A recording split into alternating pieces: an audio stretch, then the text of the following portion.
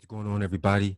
Welcome to the After Effects podcast. I'm your host, LeBron Stephen, but you can call me LBZ, L Boogie, Big Brian, Brian, B Ryan, Bronny, whatever you choose. Welcome to episode 37. We have a very, very, very special guest. Nate Oliver is on the show today. Cleveland native, played his football at St. Edward High School, was a top 10 recruit, attended the Ohio State University, did his thing, had a great career, was a special teams ace, now is doing great things in the community in Columbus. Super, uber excited to have him on. Just send him the link. And once he jumps on, we will go in. My guy, we good now.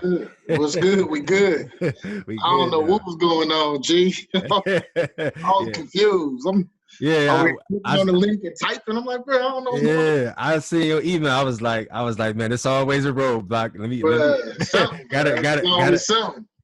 Gotta keep going. Hey, happy Sunday, bro. I appreciate you carving out some time, man. Yes, sir. Yes, sir. Yes, sir. So I call this the After Effect podcast, and I really started doing this stuff about 6 months ago because it's always been my idea since like 2012, 2013 that the athlete's after effect, like when our career is done and we have to strike out into the workforce, something that we've been doing 20 plus years. I've always felt like that transition was minimized, right? Like, it's over a 20-year relationship, and they tell us that we're done playing and we're just supposed to accept that and go get a job and start a family, and we're supposed to be okay. We're supposed to be okay. Boy. Yeah, so like I was telling you earlier, I believe that there's power in our stories, and this is just a platform for us to really relive our journey, maybe talk about some missteps or some mistreatment, and really just like we talked about, try to push the culture forward. Any type of game that we can give to the next generation, this is where we can give that. Yep, there it is. That's dope. That's dope, man. Yeah. I appreciate it, man. So I've always felt like we was born an athlete. So before I dive into your childhood and everything, let's just talk current events. First off, I want to say congratulations on yet another Big Ten championship. yeah, another one. Yet another. So what's your take on the game yesterday, man? I know y'all were missing like 20 guys or something, and that first half didn't look that good. But that running back y'all got. Listen, he went off, man. I'm watching the game. You know, they already out of rhythm. They ain't played in like 2 or 3 weeks anyway. Right. You know, it's different from practicing to actually being in the game. Exactly. So, you know, I'm watching the game, and, you know, I'm not a coach. So, you know what I'm saying? They get paid to do what they do. So, there's no shot at them. Right. I'm watching. I'm like, yo, why we keep throwing the ball, man? Northwestern had like 5 people in the box. I'm like, bro, if y'all don't keep running the ball, run that thing. They finally came through. Mm-hmm. You know, Sermon came through with 331 yards. Yeah, that stat is wild, bro. Yeah, bro. And I'm looking at him, and truth be told, bro, like his legs looked like they was heavy. Like, you know what I'm saying? Like, especially in the fourth quarter. 2 weeks off. Yeah. Like, bro, like if his legs was actually healthy, bro, I think he would have went for like 400 something. Truth be told, bro, like his legs look heavy, but like, bro, it was a win. It don't matter. Got the dub. Yeah. Right. Y'all in the playoffs, man. I thought it was a good game. The first half was a little slow, but second half, like you say, y'all picked it up. It was still, it was great. You know, we know Big Ten football, grind it out. You know, run that thing in the trenches in the box. So it was good to see. Yeah. Northwestern dope. Like real talk. Yeah, they play hard. Coach Fitzgerald been doing his thing, recruiting and coaching them guys up. So like, I know. He did his thing, man. I know, man. They're known to play hard. We both know that. So I know they just announced it. Y'all got Clemson in the first round in 12 days. What's your take on that? I'm not really sure if 12 days is enough. I feel like, in my opinion, I think they should postpone it, like because Ohio State and Clemson was already missing players. Mm-hmm. 12 days is not enough time to not have COVID anymore, right? And you don't know what's going to happen within those 12 days if any new guys are going to get COVID. So what's your reaction to that? Man, I just pray, hope, and wish that we got a healthy roster, including the coaching staff as well, because I don't think Hartline was there yesterday. I think he was out of the game. So, like, we didn't have him over there. But, like, hopefully we're healthy. But as far as, like, a matchup with Clemson, I'm still sick from last year, bro. Y'all, I'm still sick from last year. Like, it's crazy. Man. Y'all always get messed up with Clemson every trip. Every trip. It's no way around it. Man, last year, we was killing it, and then J.K. Dobbins got hurt, his ankle, and then Wade got thrown out the game. Yeah, that was big. That was big. I thought that was big. Yeah. That the fumble for a touchdown got reversed. Yeah, it's and then Trevor Lawrence just went off. Yeah, I feel like all the guys on the Ohio State team, they really should be chopping at the bit, like to get that to get that redemption. Yeah, to get that redemption. You know what I mean? So it's gonna be good to see. It's gonna be good to see. Yeah, bro. I know it's yeah, me too. Just being a Big Ten guy, we Cleveland guys. I always wanted to go to the Ohio State. Never got that offer, but I'm an Ohio boy, so I'm always rooting for them. I know it's a numbers game, though. You know that, bro. Like, you was don't get it twisted. Like, anybody listening is listen. Hey. Browns are dog. Right. Don't get it twisted. It's a numbers game when it comes down to it. You know it's a numbers game, and what's crazy is when we came out in 2007. You remember 2006? They signed like seven linebackers. They signed like seven linebackers to replace AJ Hawk and Bobby Carpenter, all those guys. That was Thad and Thaddeus Gibson and all them guys. Yep. And so 2007, they literally only offered 2 linebackers in the whole recruiting class, and that was Jamel Hines, and he played safety, and Brian Rowe. Because I remember, bro, I had a call with Tressel and Ginn, and Tressel basically told me hey, we got this Florida guy. If he don't and this was in January, a month before signing day, he said. And Florida beat the doors off O State in that national championship bro. After Troy Smith had won the Heisman. So Chester was like, if Brian Rowe goes to Florida, he a Florida guy. If he goes to Florida, we'll offer you that scholarship. Yeah. And literally, bro, a week later he committed. And I'm thinking in my head, man, Florida dude, and Florida national championships, he gonna go to Florida. I'm thinking man, we set, we good. And then he committed to Ohio State. So, yeah, I had other Big Ten offers. What's crazy about that story, though, and, I know the other side because, B-Rowe, that's my dude. Yeah, And, Buckeye fans, he's still Ohio State till he died. Don't get it twisted. But, he wanted to go to Miami. He wanted to go to the U. Oh, that's where he wanted to go. The U didn't offer him. Oh. So, if the U would have offered him, he probably would have ended up at Miami. Wow. And then you would have been down at you know what I'm saying? Bro, It's crazy to get that inside look. See, I never knew that. Bro, he wanted to go to Miami. That was his school. Yeah, so he all right. Yeah, because even on some of our winter breaks, while we was in college, I would come down to Columbus to kick it with Jamel and all them. But I never got to meet Brian. But I always wanted to ask him that question, bro, you a Florida dude, why did you go to Ohio State? But so I'm glad you was able to answer that to me. Dog. Yeah, he wanted to go to Miami the whole time. So. And it don't surprise me Miami didn't offer him because I know he was a shorter linebacker, but he was super fast and explosive though. Yeah, Brian Hitman Rowe, bro. That's what we called him. Yeah, my dog, super fast, athletic. That's my dude right there. Yeah. It's good to get that inside look. So I know it's week 14. We got football in about 10 minutes. Yeah. Who do you have winning the Super Bowl this year and why? Bro, I'm gonna keep it real. I gotta go with the Chiefs, bro. They got too many weapons. They just on offense they dope. Man. And they defense gonna do enough with that D-line. Exactly. That D-line, they gonna do enough to where they gonna keep them in games. Yeah. The back half, they back end, the DBs is good too. But listen, man, the dark horses for me in the AFC. I'm from Cleveland. I got to say the Browns if they get in. Come on now. But the Bills is dope. They looking good. I watched a little bit of that game last night. I got a homie, Micah Hyde, that started safety for them. He Pro Bowl player. So I'm always tapped into them. Yeah, they looking good. I think the Bills are dope. They always make the playoffs. They always make the playoffs, but they always lose in the first and second round. Yep. Yeah. And even the Steelers too. The Steelers defense is dope. Yeah. So it just really depends on what their wide receivers are gonna do, if they're gonna catch the ball or not. So. Right, because they got so many drops. We both Cleveland kids, man. So I'm rooting for the Browns big time. Got to. What I would love to see, now I'm not saying this will happen. What I would love Yeah. to see is the Browns and the Chiefs in the AFC Championship. Now we both know, Oh, yeah. I'm not sure if we got enough firepower for the Chiefs to get out of the AFC, but if we can get in the playoffs and we can at least get to the AFC Championship, that would be big for Cleveland. Like as far as football is concerned, because we're a football state. Yeah, that'd be everything for Cleveland, man. But like for real, man.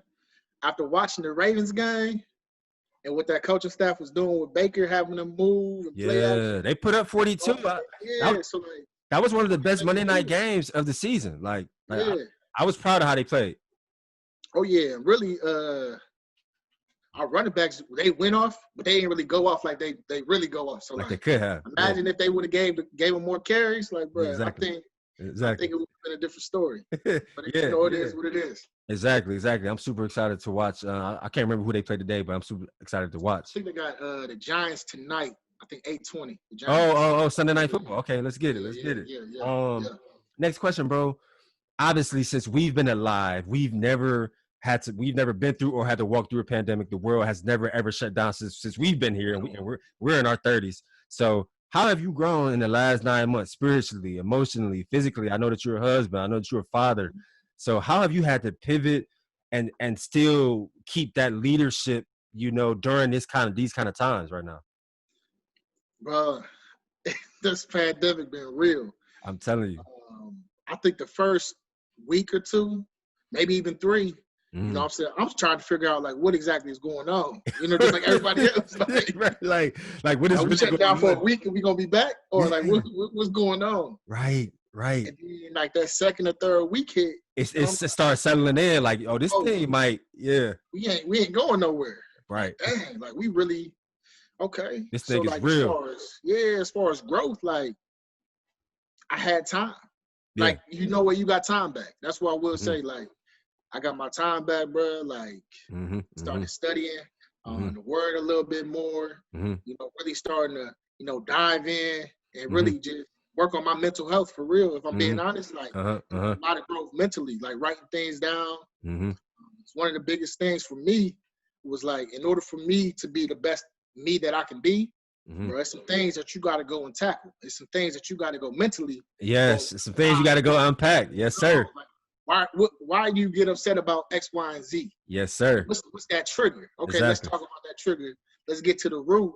Exactly. Let's figure this thing out. Because I'm telling you, for you to be successful, bro, like some things you got to let go. And I don't want to segue necessarily because it's your thing, but like for real, like when it comes to like college athletes or even NFL, whatever it may be, they get stuck. Like when you transition out, bro, it's that period. Like you said, we've been doing it for 20, 25 years. That's all you've been doing.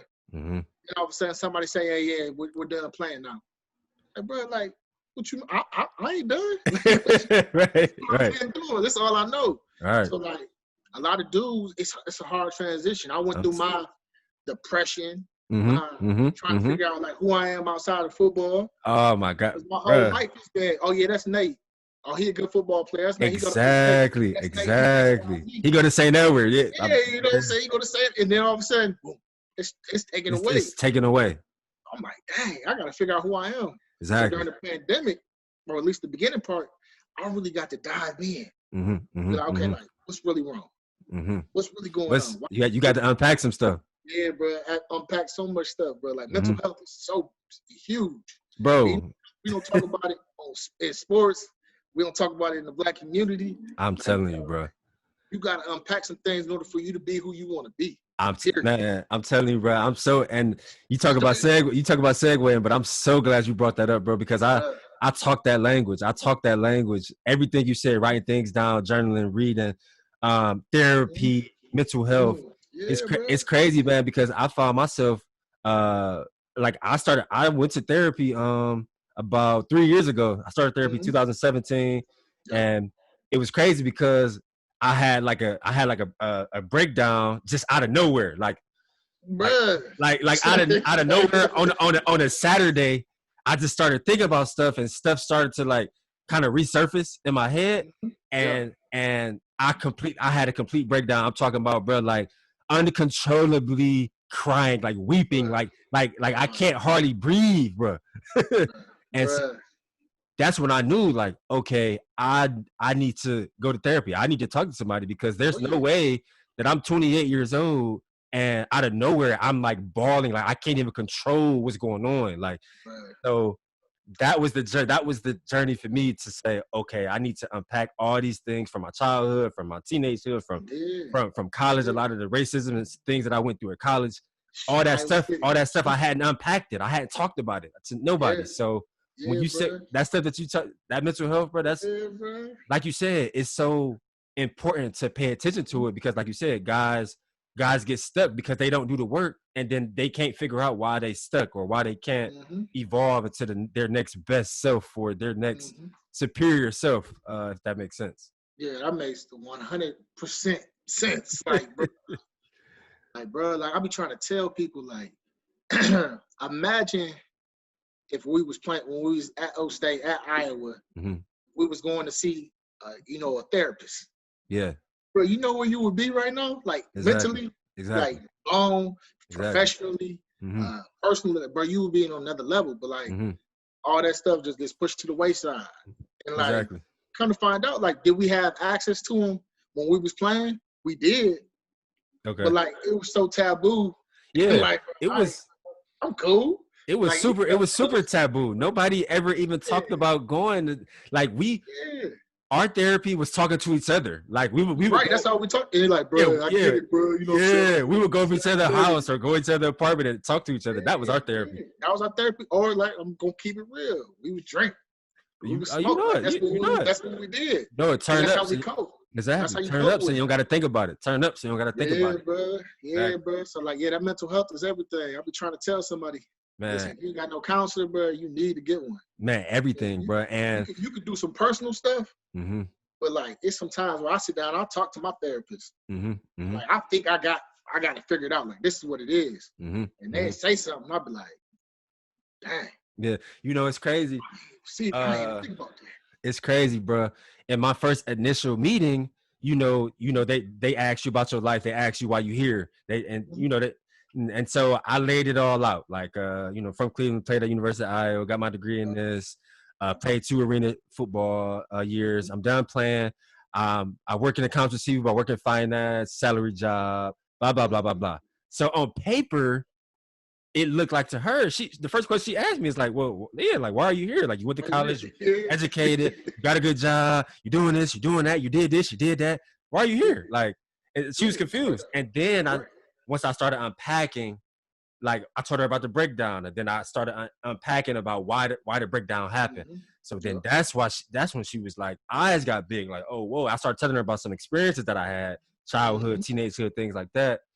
And that's when the eyes got big. Then she realized why I was there. Because I hadn't unpacked none of that stuff. And she couldn't believe I had actually even walked through some of the stuff that I was telling her about, man. So, but it helped so much, man. It really helped me become a more superior man. It really helped me to stay positive no matter what. Positivity leading my life, man. And I think I always get asked, guys always ask me, man, like, why you always so energetic? And why you always so positive? And why you always see the best out of everything? And I tell guys, like, man, because I went to therapy. Like I healed from some scars, man, and I'm still healing. Like, it's a never ending journey. So I'm glad you talked about that, bro, because I feel like I can only speak for my dad, but my dad is the hoodest kinsman OG you ever go meet. He's super tough, super hard, super blue collar. He never went to therapy. We never even talked about nothing like that. You know what I mean? So I feel like it's our jobs, because we was raised in that environment. So we got that. We got the hard stuff. But we was raised in that. But it's our jobs to shift that, or to be able to balance that, as far as writing things down, as far as journaling, as far as therapy, as far as mental health. And I feel like if we can combine both of those, like, that's going to make our sons better, make our kids better, make the next generation better. So I feel like that responsibility is on us. Absolutely, man. That's funny you brought that up, because, like, there's other generation before us, bro. They didn't talk about it. It was never suck it up. You know what I'm saying? Like, exactly. My pops, he 20 years Cleveland police, 2nd district. Okay. But he grew up right off Corlett, like, bro. Ended up busing over the roads because of the busing system and whatnot. Yeah. And like, they was in these streets, like fighting, gang Heavy. life, and ended up becoming a cop, which people was like, bro, you a cop now? Like, how that happen? Yeah, So yeah, he yeah. did that. And then just growing up, it was always like, he didn't talk about nothing. Like, bro, I can count on one hand how many times my dad told me that he loved me as a kid. Man. You know what I'm saying? Yeah. I didn't know that I knew that he did. Yeah. He didn't say it. You know what I'm saying? It was a different generation. Yeah. It wasn't until he started really, talking about some things that he went through both as a kid and on the force. Like, bro, like every time we talk, he tell me he loved me. Yeah. Yeah. You see that evolve, like he evolved. Like, okay. Yeah. He got all that stuff off of him. So yeah. like, Did you ever, growing up, did you ever feel like you had a longing for that? Like, did you want to hear your dad tell you that? Yeah. Yeah, bro. Like, I didn't get it there. So I got it through coaches. Yeah. You know what I mean? I got it through other people saying, oh, Nate's this, Nate's that. Oh, he's such a good kid and blah, blah, blah, blah, blah. Exactly. And then you get it from them newspaper clippings, right? Yeah. Telling you how great you are, how you're a good kid, blah, blah, blah, blah. Then, you get to O State, and then, your career, because of the decisions that you made, it don't really work out and ain't going the way that you wanted to go. Yeah. All that chatting, it stops. So I'm like, dang, ain't nobody, like, somebody got to tell me they love me or something. Exactly. That's when you get alone. That's when you feel alone. Yeah. I trust me, bro. I know all about that. But we gonna talk about it. We gonna talk about it. So yeah, man, talk about. Give me your viewpoint on the Cleveland culture in the 90s. Obviously, we was both born in probably 89 or 88. So we grew up in the 90s. We grew up so much different than the kids now. We didn't have the internet. We didn't have cell phones. We was really outside playing all day. We really had to interact.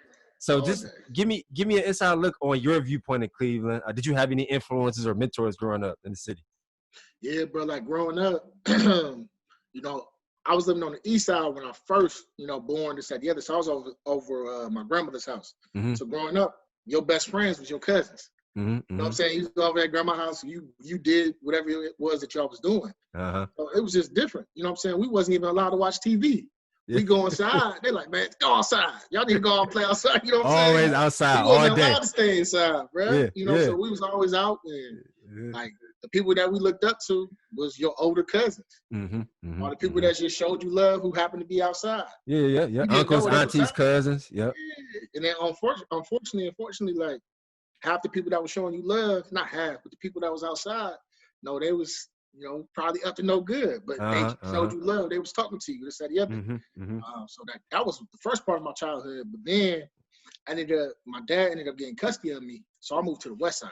Okay. And you got to think, like in the 90s, bro, like Cleveland is kind of still like this, but in the 90s, bro, like it was literally the east side, west side, two different worlds. Bro. Yeah, two different worlds. I could count on one hand how many times I've been to the west side. Like to this day.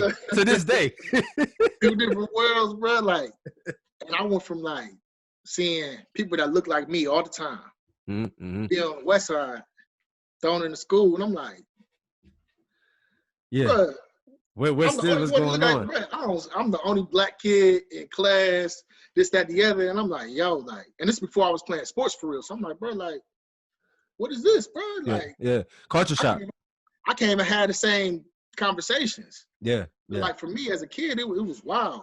But also I would say it was a blessing because I learned how to move at an early age. Come on, right. Well, this is this culture over here, and this is what they like. I already know this piece. Let me figure out what they like over here, and then I was able to adapt. But like, bro, it was just different. Yeah. Growing up in Cleveland too, like that's when the Indians was rocking. Well, they're not the Indians anymore.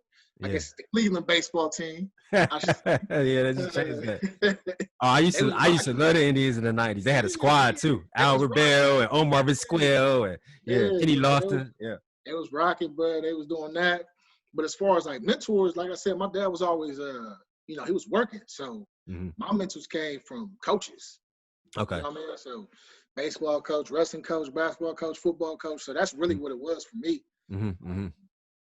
And then like, bro, like it started getting, I guess we was all probably always good at sports. Yeah. We just had to get into it. Yeah. I started getting good at sports. And like for me, especially living on the west side, sports is where I was finally able to feel like, man, I finally see somebody like me. Right. Good. We good. That was my outlet. So Yeah, same yeah, here. Same it here. was good. That was actually my next question. Talk about when you kind of started to come into your own, or you got that growth spurt and you really started to feel like you, like you say, you started having a lot of success. You started to meet more guys that look like you on the west side. And then once you got into high school, what, 9th, 10th grade, you started getting those letters and getting that attention. Yeah. Just kind of walk me through that. Yeah. So like growing up, baseball was my favorite sport. Like to this day, truth be told, baseball is still my favorite. Okay. People be like, bro, you played baseball? I'm like, yeah, bro. I love baseball. Yeah. Pops, he forced me to play football. Okay. In the 5th grade. Up until then, that's all I was doing was baseball. That's all I wanted to do. Like I said, it was the 90s. Cleveland was rocking. I wanted to be like Albert Bell. Like that was who I wanted to be. Yeah, we all did. But yeah, I'm playing. I'm like, yo, this ain't my sport. My pop's like, well, you ain't been playing for a year. You got to keep playing. So I'm like, all right. So I can't quit. Yeah. So I'm like, I don't know what position to play.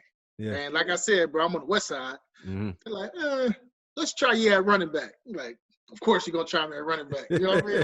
Yeah.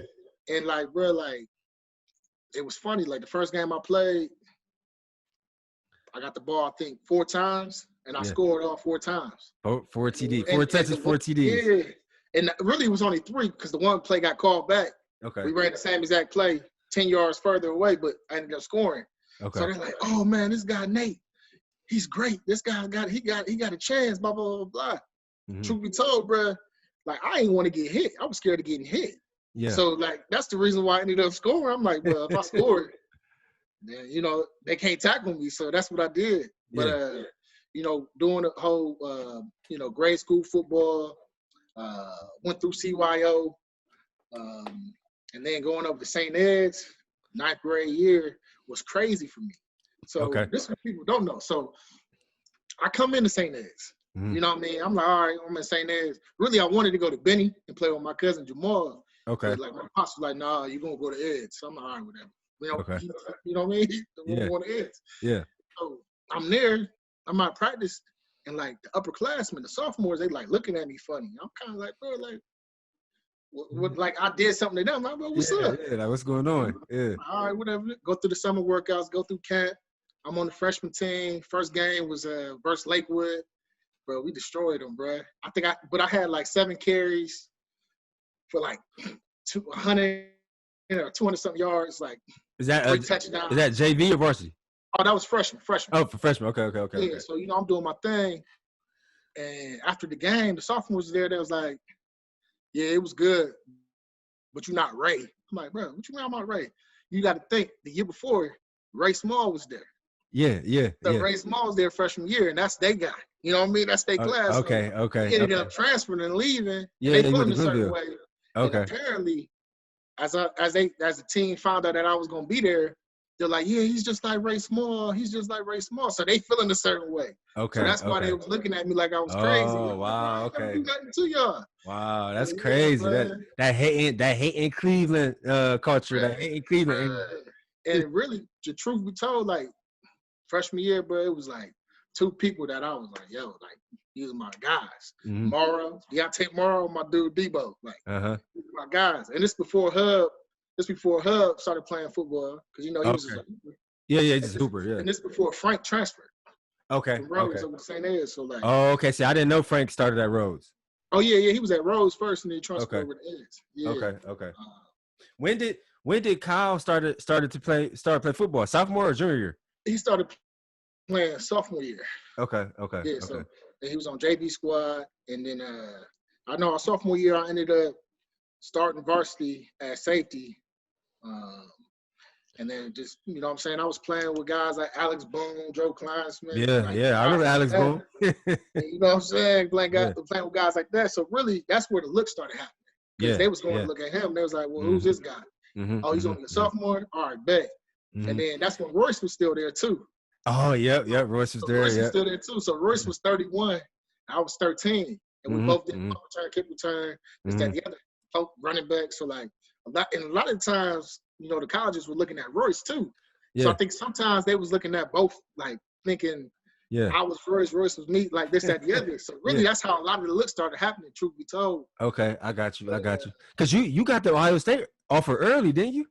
Yeah, bro, junior year. Okay. But and then Royce. That whole situation is crazy. It was crazy. I'll let Royce tell that part of the story. The whole transfer piece. Yeah, I remember when he transferred. I gotta reach out to him. I talked to him a couple weeks ago. So did you always know that you? I mean, obviously we Cleveland kids.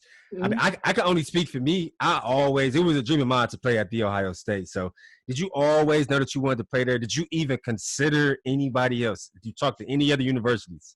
I mean, yeah. I mean, I knew I wanted to play there, but coming in Cleveland, bro, you didn't think that was possible. Yeah. Like for me, truth be told, like for me watching Ohio State and seeing guys like Ted, seeing Troy, seeing Gonzo, and seeing that they from Cleveland, I'm like, oh, they from Cleveland. I know I can do it too. If they come from where I come from, yeah, let me do it. Exactly. You know what I mean? So like, at that point, I was like, yeah, I'm going to O State. Like that's what I'm doing. Yeah. So they offered early, and I wouldn't say it was bad advice from coaches, but they was like, yeah, if that's what you want to go ahead, commit. Mm-hmm. Like truth be told, like bro, it's a whole process. Right. Like you don't know. You committed the whole year and some change before you even have to commit. You ain't look at you ain't look at no other school. You ain't look at the depth chart. You ain't look at this. You ain't look at that. You ain't go no visit. Yeah. So like, that's what I say for any kid that listen to this, bro. Take your visits. Mm-hmm. They give you 5. I think it's 5 still. Mm-hmm. Take all 5. All 5. I don't care. Yeah. You gotta ask the questions. What the depth chart look like? Yep. Who's there? Yep. The person that's recruiting you. Do you have any plans on going somewhere else? That's the biggest question. That's the biggest question, bro. Tim Beckman, that's my guy. Yeah, that's my guy too. I love Tim. O State. Yeah. I signed a letter. A month later, I get a call. Hey, Nate, I just want to let you know I took the Oklahoma State defensive coordinator down. I'm like, yo. Yeah. Bro, the same. Why I committed was because of you. Like, no, what's going on? Bro, it's so crazy that you just said that, bro. Literally the same thing happened to me, but it wasn't the recruiting. It wasn't the person that recruited me to Iowa. It was the defensive line coach because during my recruiting process, they had a black defensive line coach. His name was Ron Aiken. He had coached a lot of guys that went to the NFL. Yep. We watched film together on my visit. He knew that I was a tweener, so he could do things with me. I could play with my hand down. I could also stand up and do some things as well. He showed me exactly what I would be doing. That's one of the reasons why I committed. And he was a black guy. Yeah. Bro, a week after I signed my letter of intent, he took a defensive line job with the Arizona Cardinals and left. So I walked in on campus 2007, just like you, with a new defensive line coach that I had never met, some white dude that had never played D-line, had never coached D-line, and that had a lot to do with why my career went the way that it did. Yeah, bro. Like I walk on campus dog. I didn't speak. I love Coach Haynes, but dog, I don't remember talking to Coach Haynes until I got to campus. You know what I'm saying? Like I'm like, Coach Beckman recruited me. Yeah. And Coach Johnson came and he was the Cleveland rep. So I talked to Coach Beck. I talked to Coach Johnson. I don't even know who my safety coach is. You know what I'm saying? Like crazy, bro. Like, you know but you already signed that letter of intent. So you like I already signed that letter. And truth be told, like the other person that I was talking to, or at least that would come up to Cleveland, it was Coach Beckman and it was Coach Fickle. Okay. Knowing what I know right now, Coach Fickle was up there to see how big I was, probably thinking like, yeah, I think I'm gonna have to. He might be a linebacker guy. I don't know. You know what I mean? Yeah, you know what I mean? I like Fickle. That's what I know right now. Yeah. But yeah, bro, like that whole process crazy. I mean, truth be told, that could be a whole podcast / consulting business if we being honest. Yeah. You know what I mean? Yeah, that's a whole everything. Yeah, man. So yeah, I'm glad you talked about that. Just talk about like the transition from obviously the West Side, St. Edward High School to Columbus, Ohio State. I mean, obviously we know Ohio State.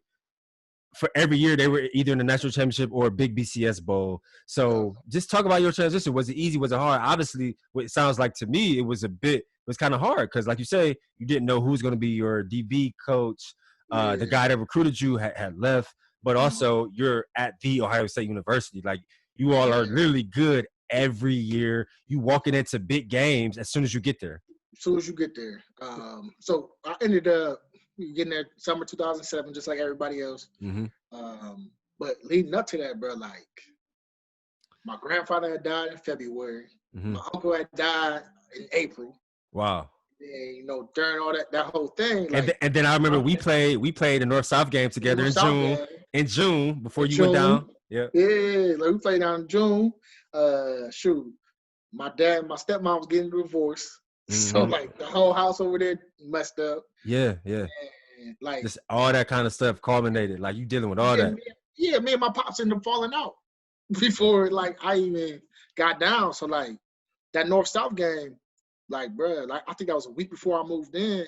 Like, bro, like when I moved on campus at O State, like, bro, I had none of my clothes. Wow. It was basically, I felt like I was just off the street, bro, like straight up. Like my uncle had to come and like go to, I think he went to Target and got me like socks and underwears and some like V-necks or something. Like, bro, I ain't had nothing, bro. Wow. Cause I couldn't even go back to the house to go get my stuff. Like, bro, that crazy.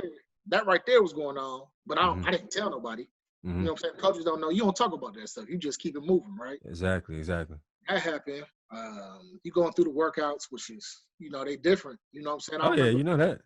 You know, that first Friday team workout, you know, the Friday mornings workouts, you know what I'm saying? We do this, like, in my opinion, I thought that the workout was done. Like, we do this relay drill and this, that, the other. I'm like, all right, cool, we done. And they're like, oh, no, line up. We about to do the 6 330s, you know, running around the field. I'm like, yo, we ain't done. Like, what is this? So that whole transition, trying to figure out, okay, what's going on, how you doing, you know, going into camp. And, you know, as a freshman, bro, like if your legs ain't ready, especially as a DB, all that backpedaling and stuff you doing, like, bro, like, yo, camp is tough. Like you go through individual drill, you like, man, people, how am I gonna do 707? My legs is dead. Bro, people don't understand what a Big Ten training camp is like. People don't understand what, bro. I remember my first camp. I knew I was redshirting because I was small. I was only like 220. I knew I was gonna have to gain some weight. Yeah. But bro, after my first practice, like when I say my body, like first off, you got to get used to the speed and the intensity. The speed and the intensity of a Big Ten university training camp. You see all these Big Ten players. You see at the rate that they moving at. Like, I remember just landing in the hotel bed, like so sore, couldn't move. I'm just thinking, like, man, I still got to do 3 weeks of this. This is only the first day. Bro, you be sitting there like, you really be sitting there in your bed contemplating, like, is this really for me? Yeah, bro, like, like, hold up. I love football. But, like, this is another level. Like, I don't understand. Different. Like, how they doing this? Right. And you look into the people that's, you know, they've been in the weight room for a year, 2 years, 3 years, 4 years. You see them doing it easy. You like, easy. Yo, what's going on? I remember that. And then you get this thick old playbook, like, figure it out. Here's the calls. Here's this. Here's that. Yeah. But it's like, you just sitting there like. That transition crazy. There ain't no way. Yeah. This game should be this hard. Yeah. And then it's like, then obviously when you get done with training camp, your schedule turns up even more because you got classes, you got tutors, you got study hall, you got training table, you got tutoring sessions, you got film sessions, you got workout sessions, you got practice, you got everything. You sitting there everything. Like, the summer is just like a false sense of security. Right. You like, oh yeah, I got this one summer class. Right. I go to practice. I go back to the dorms. I'm chilling. That schedule. Oh, yeah, I'm cool. That schedule crazy. People really don't understand that grind, and that's that's a 4 to 5 year grind for a lot of guys. Like that stuff is bro. That stuff is real. Yeah, bro. And you know they didn't. I wasn't supposed to redshirt. Okay. Yeah. I thought you would because you already had good size, you know, for DB. Like I wasn't supposed to redshirt, but like they wanted me just to play special teams. I'm like, man, I don't know if I just want to play special teams. Yeah. You know what I mean? But then also mentally in my head, I'm still messed up from everything that happened. Yeah. You know you wasn't over that. So really, I wasn't even like. Yeah. Your head wasn't even there. Yeah. Yeah. You know what I mean? So I'm like, but I don't know. So like we 4 weeks in, And I'm like, you know what, coach, can I just redshirt or, I'll take this time to, learn the playbook and X, Y, Z, the stuff that you're supposed to do. And, you redshirt. And, bro, like, bro, I redshirt, bro, I wasted half that year, bro. Because, team travel, they travel, you there on campus. You like, bro, like, I'm not just going to sit in my dorm. I'm about to go see what the other college students is doing, Right. Man. I mean, I ain't going to hold you. Like, when I redshirted, I used to love when they had away games. Cause I got 2 days to turn up. Yeah, bro. Like when y'all leaving? All right, bet. So it's that Friday. You got that Friday and Saturday. Friday and Saturday. Be there for the team meetings on Sunday. Yeah. Sunday at 2. yeah. Team meeting that too, but yeah, Friday and Saturday. Oh man, I used to love that. I ain't gonna hold you. Yeah, bro. Like that's what we did. Yeah. So talk about after that red shirt year that 2008, 2009, 2010, you started playing obviously special teams. Yep. And I always wanted to ask you this. Was the like special teams ace route? Did you obviously? I'm sure you didn't plan to do that. You wanted to you want to get significant snaps, like defensive snaps as well. But obviously, I know, and I'm sure you know as well, like Ohio State, you all as DBs, you all always had some of the best DBs every single year. So talk about like competing with those guys. Did you feel like you got your due diligence? Did you feel like it was you got a fair shake in competing and things like that? So my story, that sounds crazy. Like my story is not the known story. You know what I'm saying? Like 08, redshirt freshman year, finally on special teams. I'm like, all right, bet I'm about to go ball out, right? So I'm about to go ahead and do it. Boom. So 08 season, I have a pretty good year. Coach Tressel, I remember talking, me and Deontay Johnson had just graduated, but I remember walking by Coach Tressel's office and we talking, and I remember Coach Tressel was like, yeah, Deontay, that kid has a chance, like pointing at me like, yeah, he showed us some things this year. We're expecting big things from him next year. Yeah. But, in 08, bro, like, I decided to join the organization, So I was pledging to join the organization. And, once you join, you know how it is, bro. Coaches see, okay, now he's a part of this organization. Okay. Yeah. So football may not mean that much to him if he did X, Y, Z. It's, what I mean? I hate that it's like that, but coaches, it can't be both. It's either you coaches really do look. Yeah, that's crazy. Or you not. So like that happened. But even then, I wasn't necessarily. It was what it was. But bro, like in 08, I think I was like 220. You know what I mean? And enjoy the organization, and I was a little lighter. So it was like, all right, well, we were thinking about possibly moving them to like linebacker, but definitely gonna be at safety now because of whatever. Yeah. So I'm sitting there and I'm competing, and like these guys are great. Like Kurt Coleman, Anderson Russell. Mel had just transitioned over to safety too. So we had some great people. All those guys, all those draft picks. Yeah, you know what I'm saying? Like all of them drafted. So they're great people. You know what I'm saying? JL just graduated. Okay. Actually, JL graduated 08. Yeah. But bro, we was competing, bro, and like truth be told, like I think this is where people got to take their personal accountability, like self accountability, right? Like. I should have been studying that playbook more. Period. Okay. Yeah. You know what I mean? Straight up, I should have been studying it more. And then like redshirt freshman 2009, going to the 2009 season, I'm playing special teams, but I ended up hurting my shoulder. So I'm out for a couple games. Can't really get into a rhythm. Right. Special teams still. Then move over to 2010. That's when I'm finally, I'm healthy. I'm doing that thing. I'm still on. I'm backing up Mel at the start. I'm backing up Tyler Moeller. My bad. Okay. At the start position. We in camp. This at the other. Ended up getting a concussion. 2010. Concussion protocol. Concussion protocol. They moved Christian. That's my dude. CB. Moved him from corner to safety, but really he was playing that star behind Tyler. Okay. See, I didn't know he played corner at first. Yeah, he came in that corner, but CB, bro. He liked to stick his nose in. He aggressive. So they moved him to safety, but he was playing that star position. So I'm trying to come back from the concussion, this and the other. And then leading up, me and CB was rotating with the twos. behind Tyler going into the Illinois game. So I happened to be running with the twos. I remember I picked off the ball. I'm running into the end zone, pulled my hamstring. So I'm out the Illinois game. I'm like, damn, man, I was having a good week, good practice. Yeah. Finally felt good.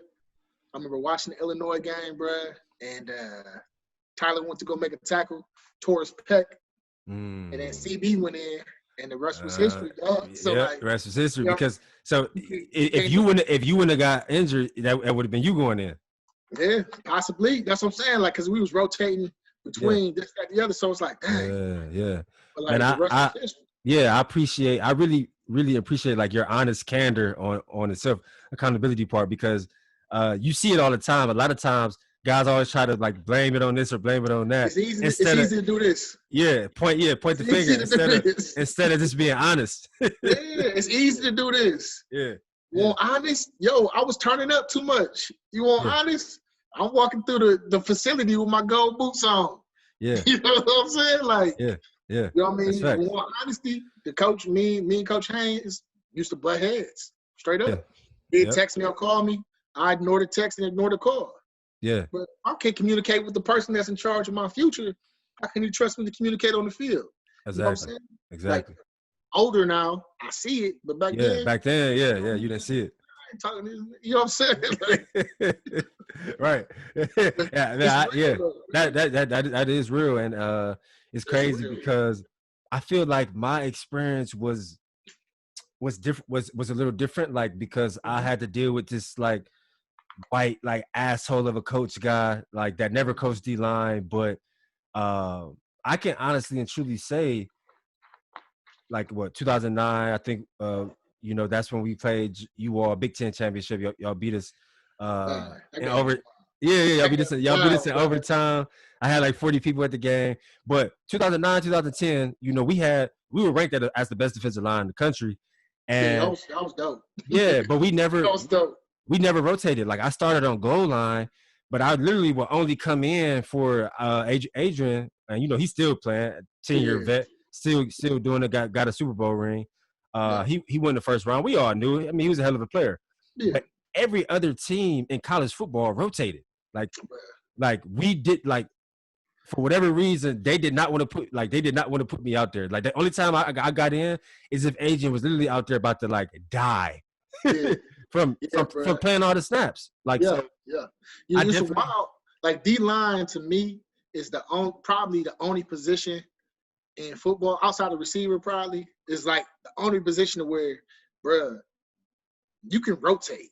Exactly. Like, you can't really rotate at DB. You can't really rotate at linebacker. Right. But Larry Johnson down at O State proved that you can rotate 13 bodies here. Oh yeah, because like you're exerting so much of your energy, whether you plan to run, whether you rushing a passer, like every team you have to rotate. Guys are gonna die out there if you don't. They're gonna die. Yeah. So my experience with him wasn't good. Like you say, it was kind of like yours. We didn't get along. He never really would text or call me. Like, we didn't have a relationship. Like, you know what I mean? Yeah. He didn't understand my culture. But I always did everything that I was supposed to do. But looking back on it, like, all my teammates knew I should have been getting more snaps. All my teammates knew. You know how it is in the locker room. Everybody know the vibe. Everybody know what it really should be. But then everybody really should be. Yeah. Exactly. We all know, bro. Exactly. you know the vibes. Nothing, bro. So I didn't become a starter to my senior year, which is cool, and I knew that. I only have 1 year to really go off because Adrian stayed, and then, like you say, the injury bug. I remember our last workout before summer break. We get those little 2 weeks off before summer workouts start. Yep. So our last workout, you know how it is. You max out on everything: clean, bench, squat. I'd already maxed out on squat, killed it. Maxed out on clean, killed it. It was killing everything. I had the highest jerk on the team, and I was bench pressing. And I still can't believe I was this strong. I was benching 390, bro, and I was dogging it. Like I was on like my 7th rep, dogging it, and I go up for 6, and I feel my pec like tighten up a little bit, but you know how it is when you max out. My adrenaline was going. I got all hyped, jumping around, going crazy. So I feel it, but I'm like, okay, I can get another one, like whatever. Go back down, get it halfway, and I feel the tendon. I feel the tendon like tear off the bone, like. So drop on my stomach. 8 people got to come grab it. Go to the trainers. They like it's not looking good. They feeling. They trying to feel for my pec, and they don't. They can't. They can't feel it. Can't ball it up. Yeah. So got the MRI. Had a torn pec and a torn labrum. So I had to get surgery. So this was 4 months before my senior year. I had waited all that time. Was a reserve. Played special teams. Did my best whenever I got in. It's finally my time as a senior, and I turned my pec. So I missed all the summer just rehabbing. I end up getting back for the first game starting my senior year, but those first 3 or 4 games, I wasn't even the same player. I was getting tired fast. My legs was tired. My technique was off because I didn't go through training camp. Just all those things. And so when I finally started to catch my stride and started kind of balling like I was used to balling, I had a high ankle sprain versus Northwestern. So I was out. So I was out 2 games. So I say all that to say, man, just the ebbs and flows, bro. Of like I was talking, the ebbs and flows of your career, like you say, you think it's gonna go one way, it don't go that way, and then you wait your turn, you do your due diligence, and it was finally your turn. The injury bug hits you. It's just, and I had never been injured. Yeah, bro. That's life, man. That's what I'm trying to tell these kids. Like, they'd be like, "Oh, well, such and such went to this college, but he didn't really do." I said, "Bro, go talk to that man about that man's story. Don't get it twisted." Exactly. And I hate and I'm glad you said that, because I hate when people do that. Like, oh, he went to this college or but he didn't make it to the NFL, or he didn't. People don't understand. Like, it's that journey. It's tough. It's tough to make it to the NFL. Yeah, bro. Go talk to that man. Go talk to that man's story. Like, I always tell people, they be like, "Yo, like, so who's some of the coldest people to come out of Cleveland?" And they thinking I'm about to tell them like somebody that played in college and said, "Yeah." I said, "Bro, to this day, I think one of the coldest running backs I ever seen come out of Cleveland was Ray Williams." Oh yeah, I was just about to say that. Oh, like hands down. Ray Williams, bro. But like people like, who's Ray Williams? I said, right. People don't know, because he went to West Virginia at first, but then West V, but then got in trouble. Got in trouble. Yeah, bro. Like, I'm like, bro, like, y'all really knew. Listen, bro. I'm not even supposed to be Ray Williams, Steve Slate, and Pat White in the backfield, bro. Oh man, that would have been crazy. I'm not gonna hold you. I was a young dude. I think I was only like in 9th grade when Ray Williams was in 12th. When I say I couldn't wait to get home to watch Benedictine on Friday nights. Yeah, bro. My cousin Jamal, he was in the same backfield. Okay. So like, okay. So I was watching Benny like since he was there. So I'm looking at Ray Wood like, yo, like, this dude cool. Like, animal. One of the coldest I ever seen. Like, coldest for sure. And if you from Cleveland and you was around that era or around that year, I think a lot of guys would say that. Like, everybody knew Ray Williams was the coldest in the city. Yeah, he's no question, bro, no question, bro. Like, I'm not saying nobody else was good, right? But no, that dude was special, bro. Easy call, bro. They be like, yo, who else? I'm like, bro, Freddie Lennox was dope. Freddie Lennox was, yeah, he was fine too. Dope. Gino, like, bro, like Gino's like, bro, that's what I'm saying, bro. Like, y'all Gino was cold. Y'all think y'all know? Like, listen, bro, like. Yeah, Gino was cold. We had some people, bro. Oh, you know that, man. Everybody got stories, bro. So talk about, man, after 2011, did you get any looks from the NFL? Did you want to play in the NFL, or did you already know that you would have to transition out of football? And how was that transition? Because I know I'm sure it was probably tough for you. It was really tough for me. It took me a long time to get over I feel like I was really hard on myself, and as athletes, we used to competing, so naturally we're going to be hard on ourselves. So I just felt like I underachieved, man, and so I was in a dark space just for a long time. It took me a while to work through it, if that makes sense. Yeah, absolutely. I did my pro day. We did the Cleveland local workout. Yeah. True. I mean, we did a local workout. Yeah. We did with the Browns. Yep. Yeah. So like, that happened. I had an opportunity to go work out with some like CFL teams. They came down here in Columbus. They was at D1.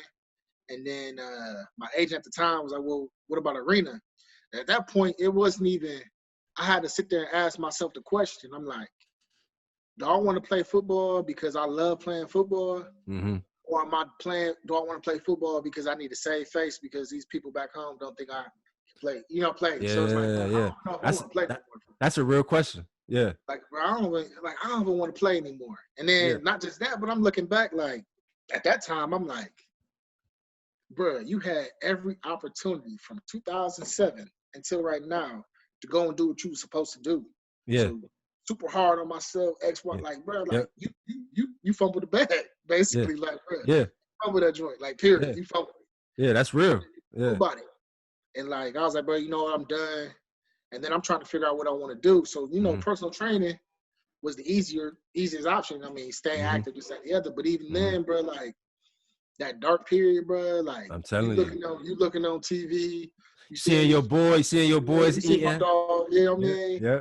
Rocking on Sunday, and you happen to catch the game on Saturday, your college playing, somebody wearing your number, you like, dang, I don't know where I'm gonna go, bro. Like, it was a real dark period, G. Like, same here, bro. you couldn't talk to nobody about it because it was taboo. Yeah, exactly. You know what I mean? And like, that was back in like 2012. That's why I was telling you back then. That's when I first was thinking in my head, like, man, this shit is like you said, you was in a dark space. I was too, but I just felt like you said I couldn't talk about it to nobody because it was minimized. Nobody really thought about like, oh, like that transition you just supposed to make it. And I just kept thinking in my head, like, man, this transition is hard. Like I'm trying to figure life out, but it almost feel like you trying your best to figure it out, but you can't figure it out. You can't. Because it's like people tell you, oh, you graduated, you got your degree. You should be proud of yourself. You XYZ. You like, exactly. But proud of what? Right. This ain't really, like, just to be honest, like, no shot. But like, this ain't why I came to school. Like, I got my degree. Come I ain't on, come to school because of this. Come on, man. I came to school to play football so I can go to the NFL so I can take care of my family. Exactly. And that's the difference. Like, I can definitely attest to that. Even going to school like Iowa, like, I had a bunch of white teammates, and a lot of those guys, a lot of their parents had businesses and all these different things. So if they grew up in Iowa, all they wanted to do was play for the Hawks. They don't care about making it to the NFL. No. They don't care about being able to take care of their family because they already know they're just going to go work for the family business. And it's just crazy when you think about the diaspora that is like, we coming into these universities like, yo, like, okay, I'm gonna get a degree and all that, and that's cool. But nah, like I'm trying to make it to the league to take care of my family. Yeah, bro. Like, straight up. Like, and they don't understand that. They don't understand that culture. So like when you play with guys' livelihoods and play with guys' opportunities, like that's why guys go crazy, or that's why guys lash out. Like, you know what I mean? Yeah, bro. Like, yeah, man. Like I'll be like, it's crazy too. Like, cause you at Iowa, I'm at O State, and you a competitor, and that pride kind of mess you up. Yeah. That pride will stop you from being like, you know what? At least in my situation, I can't speak for yours because you said you was doing everything right. Right. My situation, like I had the opportunity, if I wanted to transfer somewhere else, get a fresh start with a fresh coaching staff, and rewrite my story. Me too. I had the opportunity too. Yeah, but because of that pride, I'm like, no, I ain't gonna do it. I'm gonna stick around because I can do it. X, Y, Z. But no, I know now. It's like, nah. So I look at my dudes like Jay New, Yeah. I just had him on. Yeah, what you was supposed to do. Yeah, he went to Ball State and balled out. Yeah, O State Jay New was killing it, but he was like, bro, they play. I said, bro, like at the end of the day, do you, bro?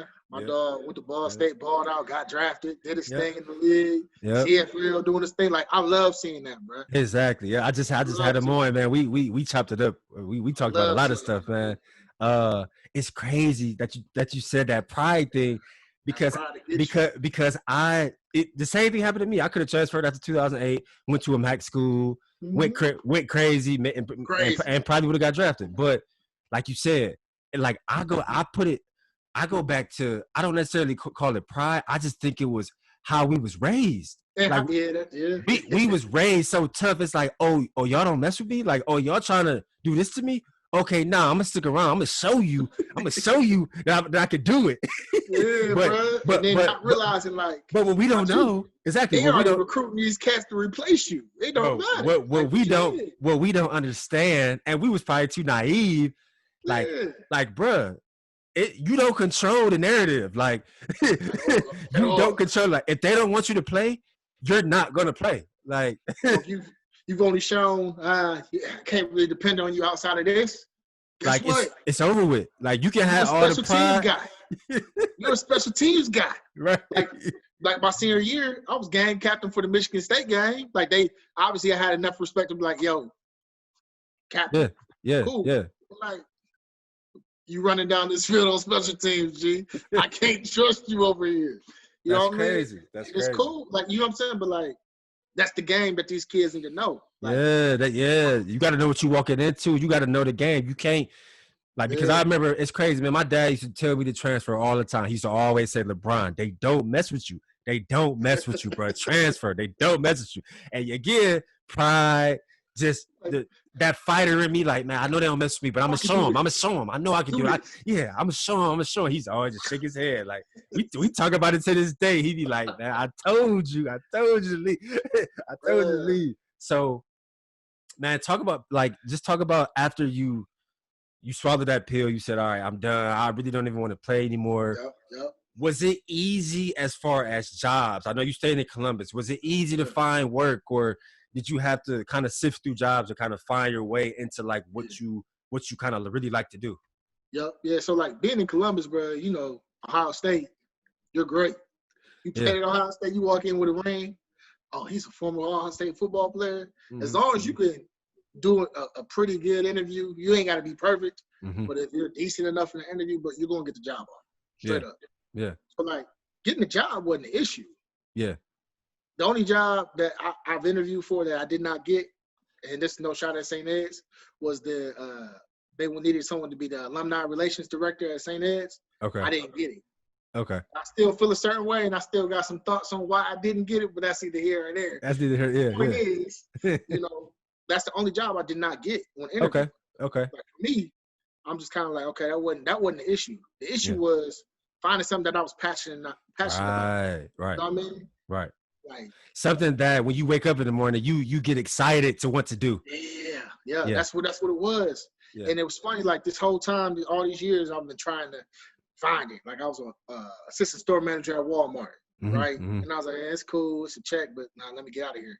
Yeah. Then I was an operations supervisor with L Brands. Yeah. In the warehouse. I did that for about 2 years. It's cool, it's a check, but I'm out. Yeah. I tried to do the coaching thing for a year. And I was like, this is high school coaching. I'm like, this is cool, but this ain't what I want to do. Yeah. You know what I'm saying? And then went to insurance sales, which I'm still doing that. But even then, I was like, this is cool. I love the culture. I love the opportunity, but I still got to figure out what am I doing. Yeah. And now at Ohio State, I'm a director of the Entrepreneurship program there, which I love. Okay. You know, pull out the passion on these students and really get them in a situation of where you know, they run their businesses, and that stuff right there drives me. Yeah. You know what I'm saying? I was listening to Maurice Clarett the other day, and he put up this video, and like he said something that I was like, bro, that was some of the realest thing I ever heard in my life. Yeah. He said, you know, one of these things that I see with these former athletes is that they walk around and they get these jobs and they think they're supposed to be super passionate about their job. But the reality is like, no, you need to be super passionate about whatever it is that you do, but you got to recognize that whatever job that you take, whether it's Walmart, L Brands, Ohio State, whatever it may be, that's how you're getting paid. That's your money. That's your livelihood. On your off time. Yeah. But this is how you getting this. He said, I said, yo, that's real. That is real. That is real. It's like, bro, like you got to learn how to separate the two. Yeah. Until you can combine it to where it's like, this is what I'm doing forever. Exactly. And it's like, it's crazy that you say that, because like you said, that statement is so real and true, because you got to think about the numbers.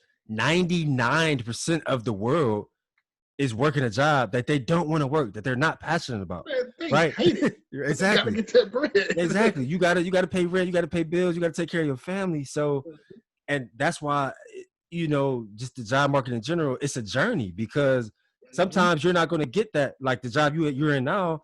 like it wasn't in the cards for you to get that back in 2013. You know what I mean? You had to figure it out and continue to elevate it, continue to look and stuff like that. And that's so big because people think that now some people do just fall into jobs that they're passionate about at the beginnings. Yeah. But for most of the free world, it's not like that. It's not gonna go like that. You're gonna have to sift your way through and figure out what you like to do. Yeah. I think it's hard for us too because our job was playing football. Exactly. Our job we were super passionate about. Exactly. So anything outside of that, you'd be like, yeah, like, yeah. You always asking yourself. Good job on that though. It's like, I mean, I guess, like, okay, like this is what I'm used to doing it. Right. And we're used to performing and doing things in excellence. Right. We walk to that weight room, we grind it. We on that field, we grind it. So when we get an assignment from our jobs, we gonna knock it out. And people are like, oh, he did a great job on that one. Right. And our minds, we like, bro, this is so boring, bro. I don't know why I'm here. But somebody next to you, like, yo, I don't even know how you do it. Everyone loves you. Yeah. This, that, the other. Yep. Man, you know the person next to you, like, that might be their dream job. And you just hear like, I mean, it's cool. Telling you. Oh, I'm telling you. Man, I'm telling you, bro. So it's like through it all, you know, I always just say, you know, we blessed to be, you know, still here and be where we at. So Amen. The journey is always, you know, it's always a crazy thing, man. Journey is real, man. Last question, bro. Yep. What would you say is Nate Oliver's after effect, right? 20 plus years of athletic experience. What were some lessons from going from the east side to the west side, from playing at St. Ed, from playing at Ohio State, from sifting through the job market in Columbus? What were some lessons through all these years that you learned that you try to, even to this day, ingratiate into your kids and also ingratiate into the next culture as we essentially just try to push this thing forward? Man, that's a great question, man.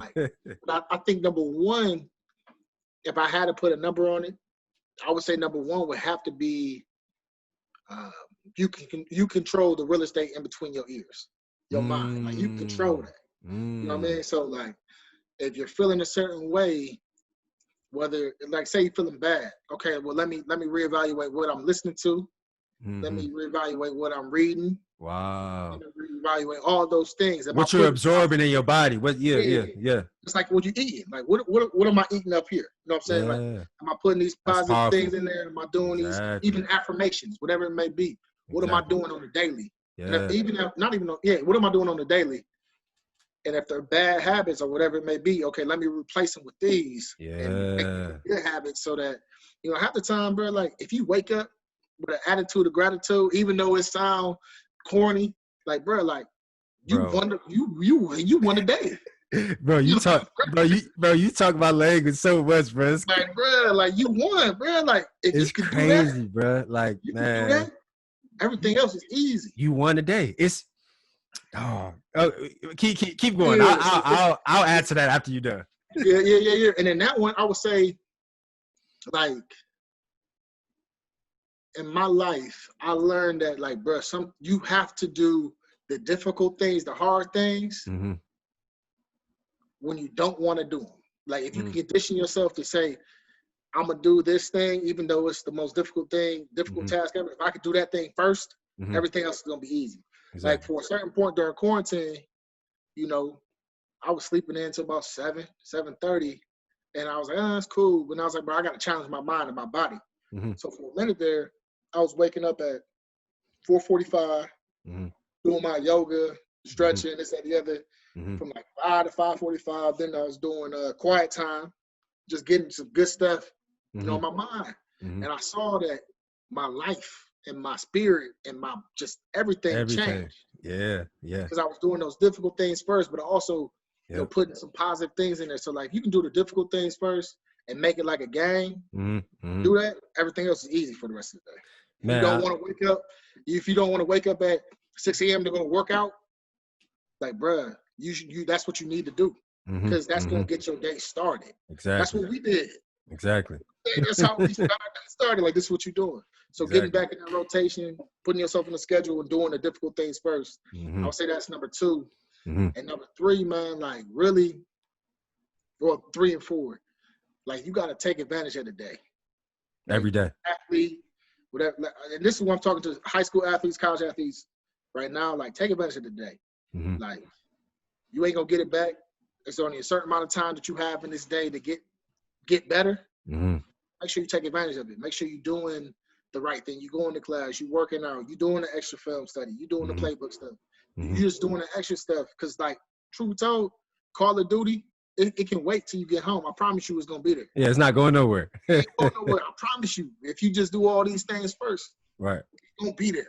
Right. Like, bro, do like take advantage of the day. Number one, and the last one, really ask questions. Because you know, inquisitive.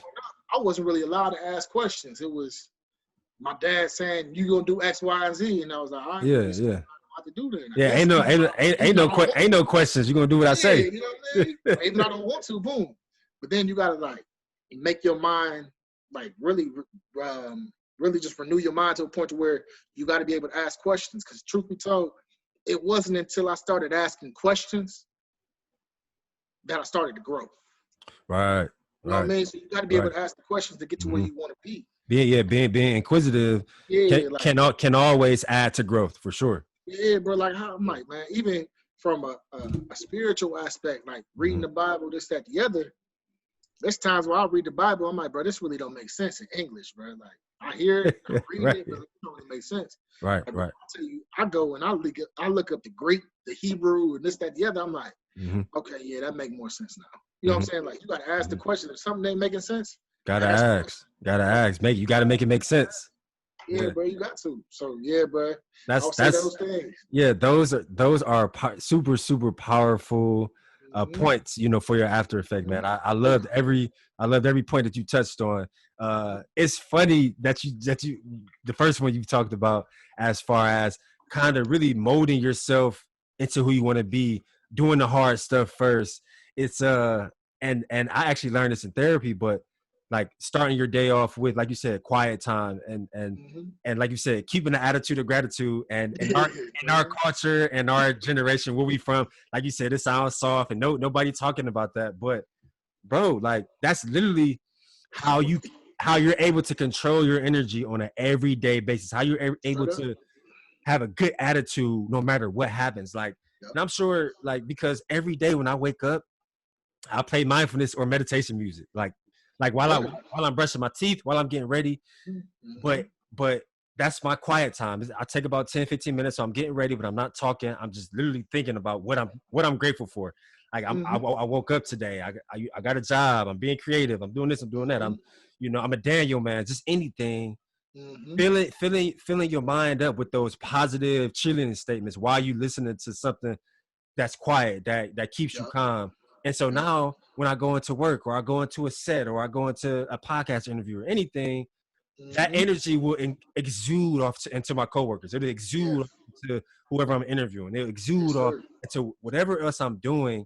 And people always look at me crazy because they always try to figure out like why I'm always smiling, why my energy is consistently good every day. Like, and it's like because I'm doing the work. You don't know that I'm doing this at 5:45 in the morning or whenever I get up. But when you don't set your day like that, like that's when your attitude a little off, or that's when you pop off of somebody, or that's when like you were saying, or you get triggered easier than you usually do. Like you really have to do those things to kind of set yourself up to have a good day. Yeah. And it's funny you said people ask why I'm smiling, this, that, the other. Like I've been smiling since 2007.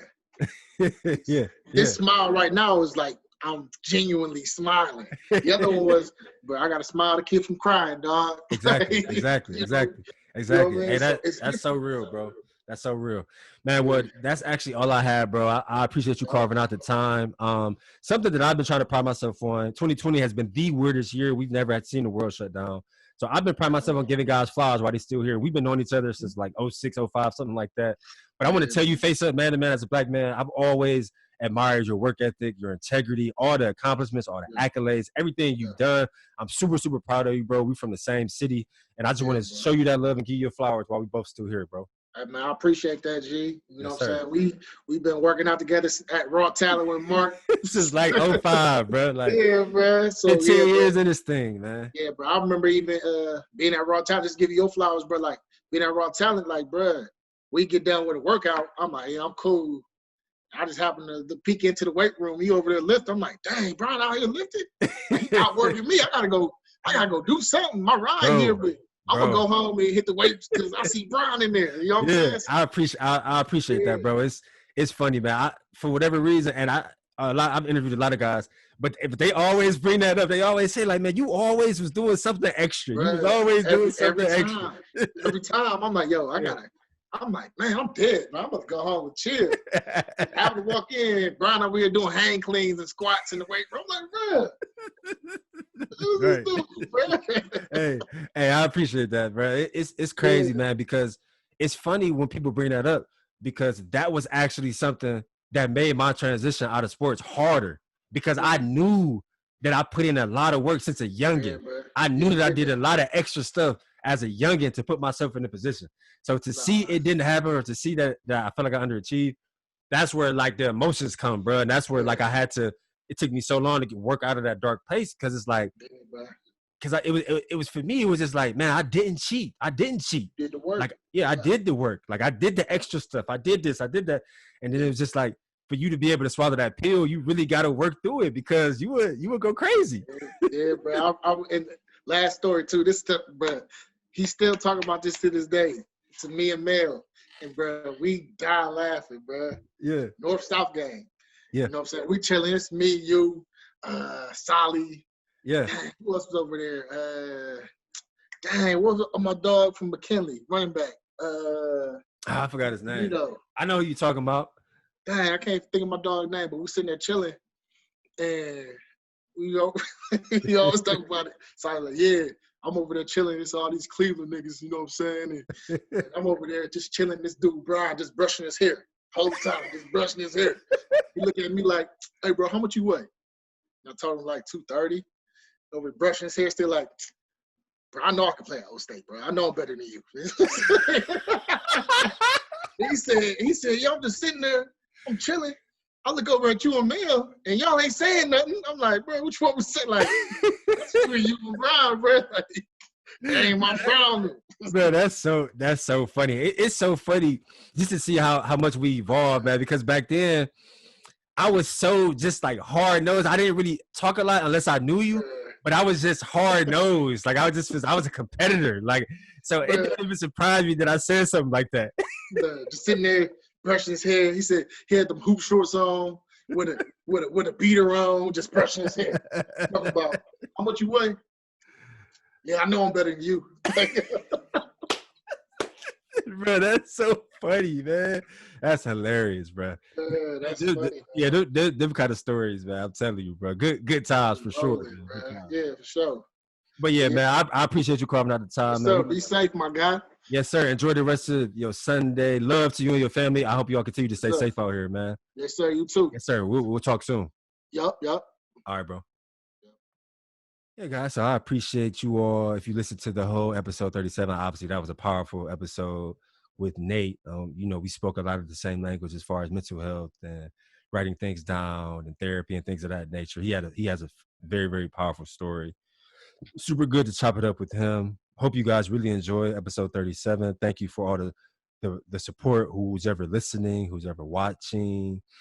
Merch is almost out of production, so hopefully we can get some people to buy that.